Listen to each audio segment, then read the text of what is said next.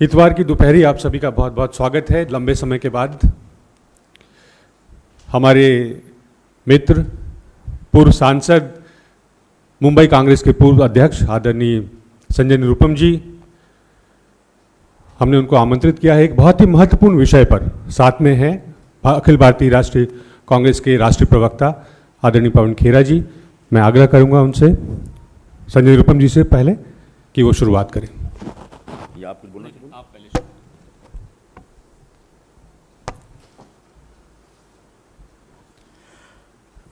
आप सभी को सबसे पहले नमस्कार। पिछले 8 वर्षों से देश में एक नई सरकार काम कर रही है। प्रधानमंत्री नरेंद्र मोदी जी के नेतृत्व में एनडीए की सरकार, और उस सरकार ने हमेशा एक दावा किया है कि भ्रष्टाचार को किसी भी हाल में वो बर्दाश्त नहीं करेंगे। लेकिन भ्रष्टाचार हो रहा है। किस रूप में हो रहा है? नए नए रूप में हमेशा आपके सामने आता रहा है। पिछले महीने आपने एक एबीजी शिपयार्ड की लूट की कहानी सुनी थी, जिसमें एबीजी शिपयार्ड के प्रमोटर्स ने बैंकों के लगभग 21,000 करोड़ रुपए लूट लिए और उसके खिलाफ एक आईबीसी यानी इंसॉल्वेंसी एंड बैंक्रप्सी कोड के तहत, एक कायदे के तहत कार्रवाई होती रही। जब हम लोगों ने मुद्दा उठाया तब प्रमोटर्स के खिलाफ कुछ कार्रवाई भी, वरना प्रमोटर्स को छोड़ दिया गया था। बिल्कुल उसी तरीके का एक केस आपके सामने लेके आया हूं, नया केस जो लोगों की आंखों से ओझल है और जिसमें प्रमोटर्स ने बहुत बड़ा घोटाला किया है और सरकार ध्यान नहीं दे रही है। उसकी तरफ सरकार का ध्यान आकर्षित करना चाहता हूं। बिल्कुल उसी तरह का एक घोटाला है, वो है Amtek group of companies. Amtek group of companies ने हिंदुस्तान के सरकारी बैंकों से लगभग 25,000 करोड़ का कर्ज लिया और पूरा कर्ज डुबा दिया और आखिर में डिफॉल्टर घोषित करके बाद में इंसॉल्वेंसी केस में वो शामिल हो जाते हैं। आप पूछेंगे एमटेक ग्रुप क्या है? ये ऑटो पार्ट बनाने वाली एक बहुत बड़ी कंपनी है। हिंदुस्तान की कितनी बड़ी कंपनी, दिल्ली बेस्ड कंपनी है, दिल्ली चंडीगढ़ वगैरह नॉर्थ की कंपनी है, जिसका एक बड़ा अच्छा ग्लोबल प्रेजेंस भी रहा है। इस कंपनी का एक बड़ा फेमस ब्रांड है इसी ग्रुप का, जिसको आप लोग सब लोग जानते हैं, वो है बरिस्ता कॉफी। बरिस्ता के आउटलेट पे आप लोग कभी कॉफी पिए होंगे, तो ये उसी ब्रांड की कंपनी है। तो बरिस्ता के छोटे से कॉफी के प्याले में कैसे 25,000 करोड़ का घोटाला घुला मिला है, ये हम आपको बताने जा रहे हैं। और इसमें एनसीएलटी, रिजोल्यूशन प्रोफेशनल्स और जो लेंडर्स हैं यानी बैंक, जो कर्ज देने वाली कंपनियां हैं, वो सब लोग इस घोटाले में कैसे शामिल हैं, इसका खुलासा करने के लिए आपके सामने मैं आज आया हूं, खास मुंबई से।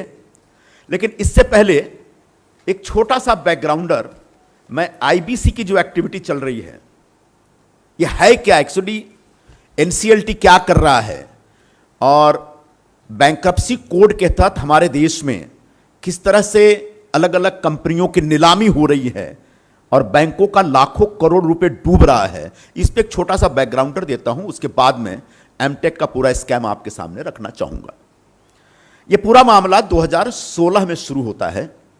2016 के मई महीने में इंसॉल्वेंसी एंड बैंक्रप्सी कोड एक ऐसा नया कानून बनता है, जिसके तहत जितने भी कॉर्पोरेट कंपनीज हैं उनको एक तरीके से छूट दी गई या उनको एक लीगल रूट दिया गया कि अगर आप अपनी कंपनी नहीं चला पा रहे हैं और डिफॉल्ट कर जा रहे हैं तो आप एनसीएलटी में जा सकते हैं लिक्विडेशन में, और लिक्विडेशन में जाने के बाद उसके बाद एक पूरा सिस्टम बनाया। उस सिस्टम के तहत आपको उसमें एक सहूलियत मिल सकती है। और तब से एक खतरनाक ट्रेंड चल रहा है बैंकों को लूटने का, इंसॉल्वेंसी केसेस के नाम पे। तो आईबीसी के तहत एक स्टैट्यूटरी बोर्ड है IBBI, insolvency and bankruptcy board of India.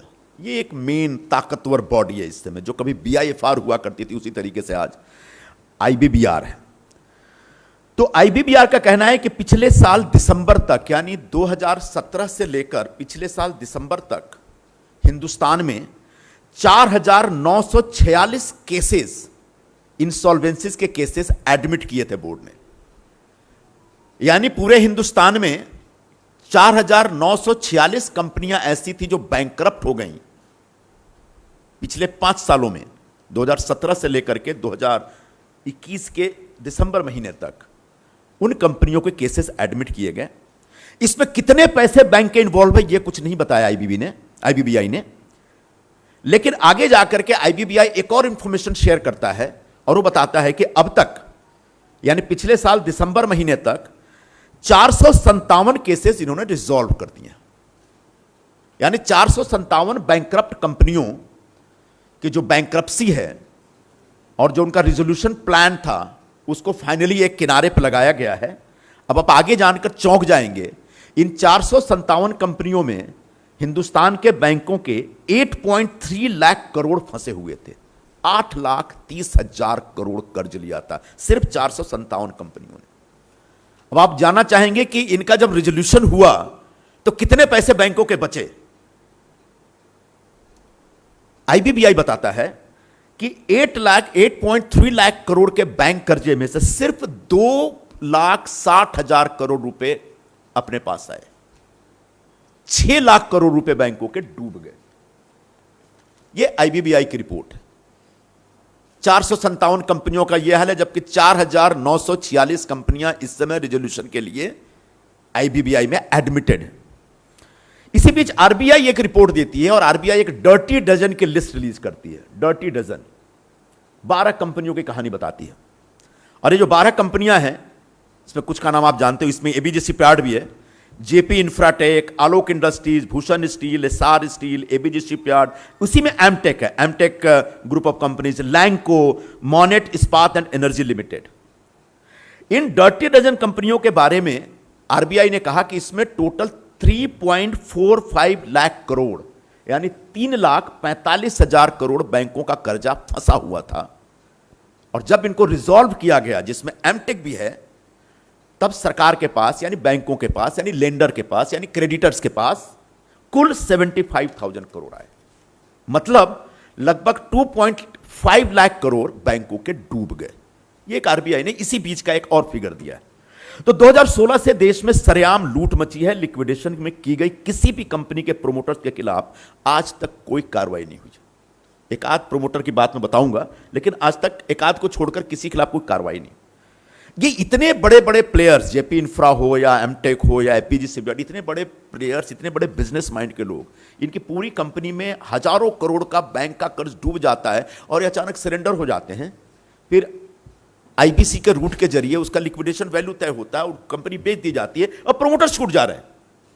ये एक बड़ा सवाल है जिस पर आगे जाकर हम और विस्तार से प्रकाश डालना चाहेंगे। तो इस तरह के जो लूट हुए हैं, उस लूट में एक तो किस्सा मैं आपके सामने रखना चाहूंगा, जो मशहूर किस्सा है रुचि सोया का। रुचि सोया वाली कंपनी के, आपने सोया तेल जो बनाने वाली कंपनी, उसकी कहानी आपको मालूम होगी, जिसके ऊपर 12,000 करोड़ का कर्ज था। 12,000 करोड़ का जिस पे कर्ज था, उसको बाबा रामदेव ने 4,500 करोड़ में ले लिया। एक लीगल रूट के जरिए सरकार कह सकती है। अब जब 4,500 करोड़ में उसको लिया गया, तब डील यह हुई कि बाबा आपको सिर्फ 1,000 करोड़ रुपए अपफ्रंट देना है, बाकी 3,500 करोड़ बैंक आपको लोन देंगे। कौन से बैंक? जिनका पैसा डूबा। जिन बैंकों का पैसा डूब गया, उन्हीं बैंकों ने बाबा को रुचि सोया डूबी हुई कंपनी खरीदने के लिए 3,500 करोड़ रुपए लोन दिए। एक साइड, एक पक्ष हुआ। दूसरा पक्ष, Ruchi Soya was a public listed company in the stock exchange. और पब्लिक लिस्टेड कंपनी की कहानी यह होती है, उसके पीछे लीगल जो वो है, उसका बेस है सेबी के रूल के हिसाब से कि minimum 25% share holding should be with the public. यानी जो एक स्मॉल इन्वेस्टर्स, रिटेल इन्वेस्टर्स होते हैं, उनके पास रहे, वो कंपनी बिके जाए कुछ भी हो। लेकिन जैसे ही बाबा ने कंपनी ली, उस कंपनी के सारे शेयर प्राइस को फ्रीज कर दिया, जीरो वैल्यू कर दिया और सबको बोला कि अब तुम्हारा कुछ भी नहीं है कंपनी में। सारे स्मॉल इन्वेस्टर्स बाहर निकल गए। अब 2-3 दिन पहले खबर आती है कि बाबा ने कहा है कि अब वो रुचि सोया का एक पब्लिक इशू लेके आना चाहते हैं 4,300 करोड़ का, 4,500 करोड़ का। जैसे ही पब्लिक इशू लेके आएंगे उसका बाबा का स्टेटमेंट आता है कि मैं रुचि सोया को कर्ज मुक्त करने जा रहा हूं। ये 4,500 करोड़ में से 3,500 करोड़ बैंकों का दे दिया जाएगा, बाबा का भी 1,000 करोड़ आ जाएगा उनके पास, और रुचि सोया बाबा के पास मुफ्त में आ जाएगा। इस तरीके से खेल हो रहा है, एक सैंपल केस आपके सामने रखा है। इस तरह का और भी कहते, आलोक इंडस्ट्रीज एक टेक्सटाइल कंपनी है, 5,000 करोड़ इसके ऊपर कर्ज था, ये कंपनी 500 करोड़ में बिक गई। आलोक इंडस्ट्रीज के प्रोमोटर्स के बारे में पेंडोरा पेपर्स में नाम आए कि पेंडोरा पेपर से बताया गया कि आलोक इंडस्ट्रीज के जो प्रोमोटर्स हैं इनके ऑफशोर अकाउंट से इसमें इतने पैसे हैं। मतलब इनके प्रोमोटर्स ने आलोक इंडस्ट्रीज को डुबाते समय बैंकों का पैसा, फंड साइफन ऑफ किया, डाइवर्ट किया अपने ऑफशोर कंपनीज में, उसकी कोई जांच नहीं हुई और 4,500 करोड़ बैंकों का पैसा डुबा दिया गया। और आलोक इंडस्ट्रीज के मालिक निठल्ले छुट्टे घूम रहे हैं, उनके ऊपर कोई किसी प्रकार की कोई कार्रवाई नहीं, कोई एक्शन नहीं हो रहा। इसी तरीके से एक कैसे कुमार मेटलर्जिकल कॉर्पोरेशन लिमिटेड, इसके ऊपर 5,600 करोड़ रुपए का लोन था और कंपनी कितने में बिकी आखिर में? 41 करोड़ में। इतना बड़ा हेयर कट आईबीसी रूट के तहत जो दिया जा रहा है, इसमें कौन कौन लोग शामिल हैं, ये एमटेक के जरिए मैं एक्सपोज करने जा रहा हूं। लेंडर्स के जो रिप्रेजेंटेटिव बैठ रहे हैं लिक्विडेशन प्रोसेस में, वो 5,600 करोड़ की एक कंपनी को 41 करोड़ में बेचने का डिसीजन ले लेते हैं और उसका कोई आधार नहीं है और उससे उनसे पूछने वाला कोई नहीं है। ना तो प्रोमोटर से कोई पूछ रहा है, ना लेंडर्स के रिप्रेजेंटेटिव से पूछ रहा है, ना पूरे प्रोसेस पे कोई सवाल उठा रहा है। वेणुगोपाल धूत जी का नाम सुना होगा आपने, वीडियोकॉन कंपनी, 46,000 करोड़ रुपए का कर्ज इस कंपनी पे। यह कंपनी आने वाले दिनों में 3,000 करोड़ में बिकने जा रही है, ऐसी पब्लिक में इंफॉर्मेशन आई है। स्टरलाइट नाम की कंपनी जो वेदांता वाले हैं वो लोग खरीद रहे हैं। अब वेणुगोपाल धूत जैसे एक मारवाड़ी बिजनेसमैन, श्रूड बिजनेसमैन, होशियार बिजनेसमैन, वो 46,000 करोड़ रुपए कर्ज लेके कंपनी डुबा देता है। कि इतना आसान है क्या? किसी ने आज तक पूछा कि ये बैंकों का ये कर्जा गया कहां? ये कोई सवाल पूछने वाला नहीं। बोले नहीं जी, आईबीसी रूट के तहत इनका रिजोल्यूशन प्लान हो गया and this company is already sold out to a new company, so the chapter is closed. यहां पे सरकार भ्रष्टाचार को होने दे रही है या भ्रष्टाचार की तरफ नजर नहीं डाल रही है, चुप्पी साध रही, या फिर उस पूरी प्रक्रिया में शामिल हो सकती है। इसकी छानबीन होने के बाद पता चलेगा। बैंक इतने बड़े हेयर कट क्यों दे रहे हैं, ये बार बार सवाल उठ रहा है। इस तरह की और भी बहुत सारी कंपनियां, जैसे अनिल अंबानी की कंपनियां। अनिल अंबानी जी तो सरकार के दामाद हैं, वो कुछ भी कर सकते हैं, कोई सवाल पूछने वाला नहीं है उनसे।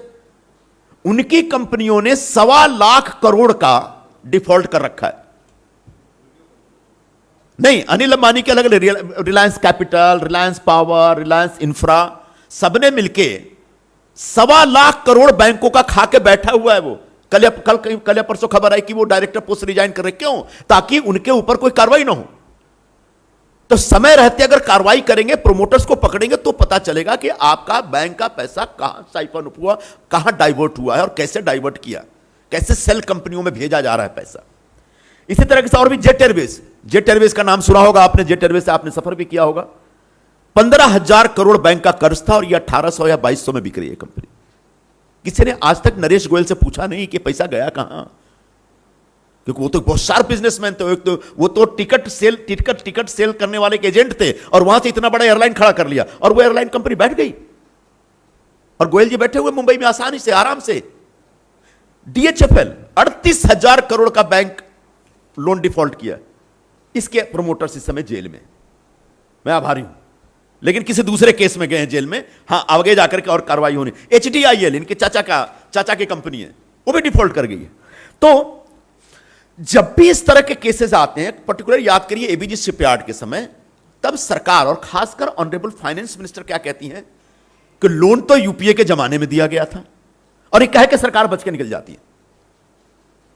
हां बिल्कुल, लोन हमारे जमाने में दिया गया था। लोन देना, लोन लेना कोई गलती नहीं है, कोई गुनाह नहीं है। यह बैंकों का काम, यह सदियों से यह परंपरा चली आ रही है। यह बिजनेस का एक तरीका है और आगे भी चलता रहेगा।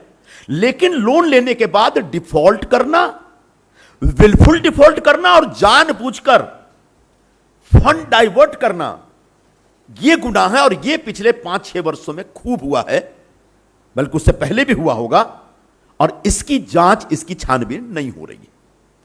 और इस लूट में IBC, insolvency and bankruptcy code के तहत जो एक नया तंत्र बना है, यह पूरा तंत्र शामिल है।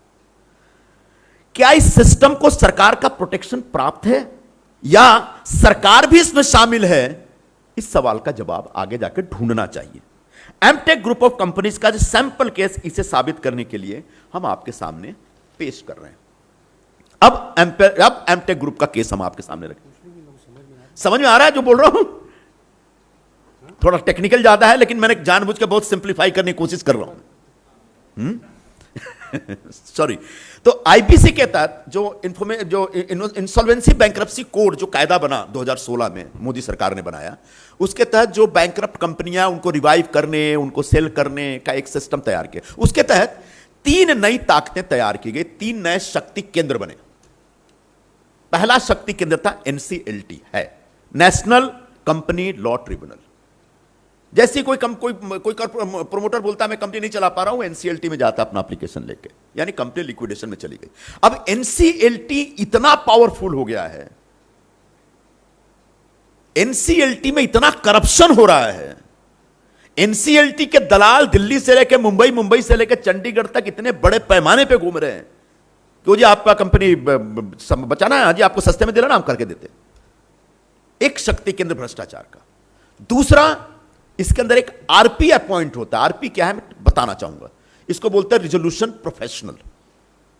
जैसे ही कंपनी लिक्विडेशन में जाती है, एनसीएलटी एक किसी ऑडिटर को या चार्टर्ड अकाउंटेंट को या ऑडिट फर्म को अपॉइंट करती है रिजोल्यूशन प्रोफेशनल। मतलब इस कंपनी का पूरा लिक्विडेशन का वैल्यूएशन तय करने की जिम्मेदारी आपकी है। वो कंपनी लिक्विडेशन वो कंपनी उस लिक्विडेशन का वैल्यूएशन तय करती है, लिक्विडेशन वाली कंपनी का वैल्यूएशन तय करती है। अब ये आरपी एक नया शक्ति केंद्र है। जैसे लिक्विडेशन है, पूरी company is taken over by RP, he is the owner of the company. पूरा ट्रांजैक्शन वो देखेगा, उस कंपनी को किस भाव पे बेचना है, कितना हेयर कट देना है, वो आरपी तय करता है। वो एक इंसान है, वो एक ऑडिटर है, वो एक चार्टर्ड अकाउंटेंट। तीसरा शक्ति केंद्र जो ज्यादा खतरनाक है, वो है सीओसी। सीओसी यानी कमिटी ऑफ क्रेडिटर्स। इसमें बैंकों, जिन बैंकों का कर्जा डूबा, उन बैंकों के रिप्रेजेंटेटिव सीओसी में बैठते हैं। तो आरपी एक प्लान बनाता है, रिजोल्यूशन प्लान बनाता है और सीओसी में देता है, और सीओसी जब तक उसको ओके नहीं बोलेगा तब तक वो प्रपोजल एनसीएलटी में नहीं जाएगा। जब एनसीएलटी में जाएगा, एनसीएलटी ने ठप्पा मार दिया, कंपनी बिक गई। अब सीओसी तय करता है कितना हेयर कट देना है, यानी कितना कर्जा छोड़ना है। अब मैं मान लीजिए बैंक हूं, मैंने कर्ज दिया है, तो मैं अपना कर्ज ज्यादा से ज्यादा वसूलने की कोशिश करूंगा, लेकिन आरपी एक प्लान लेके आता है और सीओसी यानी बैंकों के रिप्रेजेंटेटिव जो कमेटी में बैठे हुए हैं, वो बगैर किसी उसके क्राइटेरिया के, जो मन में आता है, जिसको जो अप्रोच हो, जिसका जो प्रेशर हो, उस हिसाब से कर्ज को माफ कर दिया जा रहा है। तो ये 3 शक्ति केंद्र आईबीसी रूट के तहत काम कर रहे हैं। और इन 3 शक्ति केंद्रों ने कैसे एमटेक को लूटा या एमटेक के प्रोमोटर्स को कैसे बचाया, संभाला, अब यहां पे मैं आ रहा हूं, बस थोड़ा और टाइम लूंगा। एमटेक ग्रुप ऑफ कंपनीज की टोटल बोरोविंग्स है 25,000 करोड़। इसमें एक कंपनी है इनकी एमटेक ऑटो 12,500 करोड़, दूसरी कंपनी है इनकी कैस्टेक 7,500 करोड़, तीसरी कंपनी है मेटालिस्ट 3,500 करोड़, और एक चौथी कंपनी है एआरजीएल एंड अदर्स 1,500 करोड़। 2017 में एमटेक ऑटो इंसॉल्वेंसी में गई, यानी 2017 में एमटेक ऑटो ने एनसीएलटी को एप्लीकेशन दिया कि साहब हम डूब गए हैं, हमको हमारी रक्षा करो। तो जैसे इसको बोलते हैं इंसॉल्वेंसी में जाना, कंपनी बैंकरप्ट हो गई तो इंसॉल्वेंसी प्रोसेस में जा रही, यानी इंसॉल्वेंसी केस बन गई। तो जैसे एनसीएलटी में केस गया तो एनसीएलटी एक आरपीओ अपॉइंट करता है, यानी रिजोल्यूशन प्रोफेशनल अपॉइंट करता है। यहां पे जो रिजोल्यूशन प्रोफेशनल अपॉइंट किए गए, उनका नाम है दिनकर वेंकट सुब्रमण्यम। ये basically Ernst and young EY audit firm के पार्टनर भी हैं और इंडिया बेस्ड एक बड़े ऑडिटर या चार्टर्ड अकाउंटेंट कह सकते हैं ये। तो इनको सबसे पहले एमटेक ऑटो के 12,500 करोड़ के डिफॉल्ट का पूरा केस इनको हैंडओवर किया जाता है कि इसको आप सॉल्व करिए, इसका रिजोल्यूशन प्लान दीजिए। 2018 आते आते एमटेक ग्रुप की जो बाकी कंपनियां वो भी डिफॉल्ट कर जाती हैं कि सब एक दूसरे से कनेक्टेड है। इसका भी डिटेल है हमारे पास, कैसे कनेक्टेड है सब। तो कैस्टेक्स, मेटालिस्ट और ARGL went into insolvency and same RPA is appointed. यहां से भ्रष्टाचार शुरू होता है। एक कंपनी का अगर एक रिजोल्यूशन प्लानर है तो सेम प्लानर, सेम प्रोफेशनल दूसरी कंपनी को नहीं देना चाहिए था, ताकि एक क्रॉस चेक हो सके। तो एक मिलीभगत करने के हिसाब से उसी दिनकर वेंकट सुब्रमण्यम साहब को चारों कंपनी यानी 25,000 करोड़ का एक रिजोल्यूशन प्लान देने का निर्देश दे दिया गया इनके तरफ से, क्या नाम है, एनसीएलटी के तरफ से। लिक्विडेशन के समय एमटेक ऑटो का टोटल एसेट 15,000 करोड़ था। इसमें से फिक्स्ड एसेट 9,700 करोड़ का था। फिक्स्ड एसेट जिसको कहते हैं फिजिकल प्रेजेंस था जिस एसेट का, वो 9,700 करोड़ था। और इस आधार पर आरपी ने कंपनी का एक लिक्विडेशन वैल्यू तय किया और पोटेंशियल बिडर के साथ इंफॉर्मेशन शेयर की। अब उसकी बिडिंग का प्रोसेस शुरू होता है और इस आधार पर जब पूरा वैल्यूएशन तय किया तो आरपी ने एक वैल्यूएशन बताया कि भाई 4,100 करोड़ में पूरा ग्रुप बेचा जा सकता है। दो बिडर आते हैं, 25,000 करोड़ की कंपनी 4,100 करोड़ में बेचने की बात होती है। नीलामी की प्रक्रिया शुरू होती है, दो बिडर आते हैं। मार्च 2018 तक दो बिडर आते हैं। एक बिडर है लिबर्टी हाउस ग्रुप और दूसरा बिडर है डेक्कन वैल्यू इन्वेस्टर्स। ये दो बिडर्स आते हैं और दोनों बिडर्स सीओसी से यानी कमिटी ऑफ क्रेडिटर से नेगोशिएशन करना शुरू करते हैं और फाइनली कहीं जाके नेगोशिएशन में वो कामयाब भी हो जाते हैं। ये मार्च 2018 की बात। मार्च 2018 के पहले ठीक उसी टाइम पे आईपीसी का एक रूल है कि जब रिजोल्यूशन प्रोफेशनल किसी कंपनी का लिक्विडेशन का प्रोसेस शुरू करता है, वैल्यूएशन शुरू करता है, तो एक इंडिपेंडेंट ऑडिट फर्म को हायर करता है और उसको बोलता है कि लिक्विडेशन में आने के 2 साल के भीतर इस कंपनी के क्या क्या ट्रांजैक्शन थे उसका रिव्यू करिए, उसको जरा एग्जामिन करिए। तब एक ऑडिट फर्म को अपॉइंट करते हैं, उसका नाम है अर्न्स्ट एंड यंग, ईवाई, जो एक इंटरनेशनल फर्म है जिसका इंडिया में भी अपना प्रेजेंस है। इस बीच audit firm Ernst and Young scene में आता है, यहीं से घोटाला एक्सपोज होता है। ईवाई ऑडिट फर्म ने, जो जिसमें आरपी के पार्टनर भी हैं, ईवाई की ऑडिट फर्म, ईवाई की रिपोर्ट आती है फरवरी 2018 में। मार्च में बिडर्स फाइनल हो गए, जबकि फरवरी में ईवाई की एक रिपोर्ट आई है और वो रिपोर्ट बिडर्स को नहीं दिखाई जाती है। यह रिपोर्ट क्योंकि एक्सप्लोसिव थी, इस रिपोर्ट में घोटाला था। इस रिपोर्ट ने एमटेक के प्रोमोटर्स के सारे कारनामों को एक्सपोज किया। इस रिपोर्टर से फाइंड आउट क्या किया, इस रिपोर्ट में क्या फाइंड आउट है? Fixed assets of Amtek were written off. Around 7,000 crore का एसेट राइट ऑफ कर दिया गया। मतलब एक मान लीजिए 500 करोड़ की उनकी एक फैक्ट्री है, तो वो फैक्ट्री किसी सेल कंपनी के नाम पे कर दिया गया, बोला उस बुक में दिखाएगी एक फैक्ट्री हमारे पास नहीं है। यानी रिजोल्यूशन प्रोफेशनल ने 4,100 करोड़ जो उसका वैल्यूएशन किया, उसके बाद उसके पास एक रिपोर्ट आती है जिसमें बताया जाता है कि जो तुम जिस आधार पे वैल्यूएशन कर रहे हो वो प्रॉपर्टी तो उसके पास ही नहीं हो, एसेट उसके पास है नहीं। 9,500 करोड़ दिखाया गया था कि इनका एक एसेट है, उसमें से 7,000 करोड़ का एसेट राइट ऑफ किया गया, वह भी कंपनी की इंसॉल्वेंसी प्रोसेस शुरू होने के बाद। मैंने पहले आपको बताया जब इंसॉल्वेंसी शुरू हो जाती है तो रिजोल्यूशन प्रोफेशनल के पास पूरी कंपनी हाथ में आ जाती है, फिर प्रोमोटर्स के पास कुछ कहने को नहीं रहता। लेकिन तब भी जब एक बार लिक्विडेशन शुरू हो जाता है, कंपनी के सारे एक मेजर 70% से ज्यादा एसेट सेल ऑफ किया जाता है इलीगल तरीके से, सेल कंपनियों के जरिए, सेल कंपनियों के नाम, और आरपी चुप रहता है, तमाशा देखता रहता है। सीओसी की तरफ से कोई रिएक्शन नहीं होता। लिक्विडेशन 70% एसेट, इसमें टोटल सेल कंपनी जो इस ऑडिट फर्म ने जो सेल कंपनी बताया, बोला 129 सेल कंपनीज बनाई। एमटेक ऑटो के प्रोमोटर्स ने 129 सेल कंपनीज बनाई और उसमें सारे एसेट और फंड डाइवर्ट कर दिया गया, बैंकों का लोन डाइवर्ट कर दिया गया। उनकी लैंग्वेज में उनकी फाइंडिंग क्या है, मैं 1-2 लाइन में पढ़ के सुनाता हूं।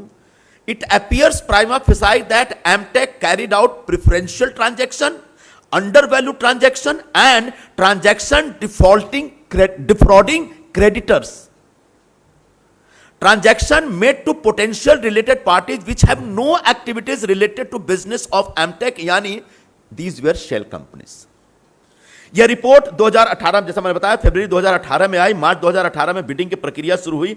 फाइनल बिडर्स जो थे दो, उनसे रिपोर्ट छुपा दी गई थी।